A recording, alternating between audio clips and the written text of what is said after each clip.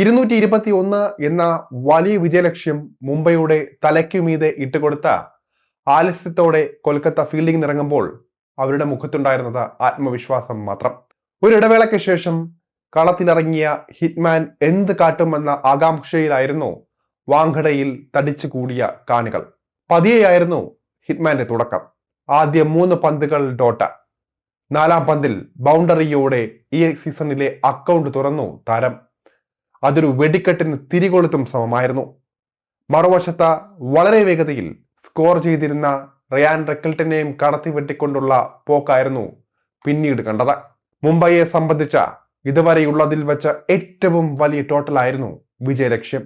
എന്നാൽ കളിയുടെ ഒരു സന്ദർഭത്തിൽ പോലും സമ്മർദ്ദമേതുമില്ലാതൊരു റൺ ചേസിനുള്ള വഴി കാട്ടുകയായിരുന്നു രോഹിത് ശർമ്മ. എണ്ണയിട്ട യന്ത്രം കണക്കെ രോഹിത്തിന്റെ ബാറ്റ് തുരുതുര 6കളും 4കളും പായിച്ചപ്പോൾ കൊൽക്കത്ത തോൽവി മണത്തു. പവർ പ്ലേ കഴിഞ്ഞപ്പോൾ തന്നെ അവർ തോൽവി ഉറപ്പിക്കുകയും ചെയ്തു.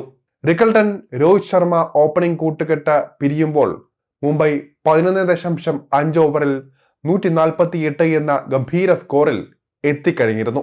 23 പന്തിൽ അർദ്ധ സെഞ്ചുറി പിന്നിട്ട രോഹിത് നിരവധി റെക്കോർഡുകളും സ്വന്തം പേരിലാക്കിയിട്ടാണ് ക്രീസ് വിട്ടത്.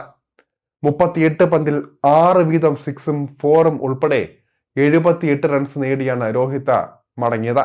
205.26 സ്ട്രൈക്ക് റേറ്റിലാണ് രോഹിത് കത്തിക്കയറിയത്. ഈ പ്രകടനത്തോടെ ചരിത്ര റെക്കോർഡുകളും രോഹിത് ശർമ്മയ്ക്ക് മുന്നിൽ വഴിമാറി.